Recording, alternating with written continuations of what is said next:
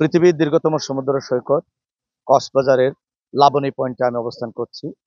আজকের 2024-এর শেষ দিনে, অর্থাৎ আজকের এই 31st নাইট উপলক্ষে পর্যটকদের তেমন ভিড় আমরা লক্ষ্য করছি না।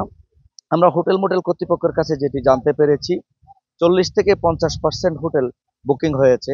তারা জানিয়েছে 16 ডিসেম্বরের পরে আজকের এই পর্যন্ত যে পরিমাণ পর্যটক এখানে ভিড় জমিয়েছিল, সেই পরিমাণ 31st নাইট উপলক্ষে কোনো পর্যটক তারা দেখতে পাচ্ছে না, এবং সেই পরিমাণ রুম বুকিং হয়নি।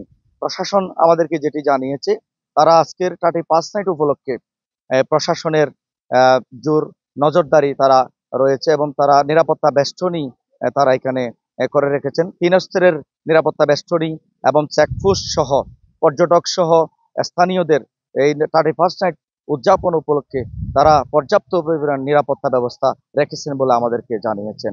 এই ছিল আমার কাছে সর্বশেষ পরিস্থিতি।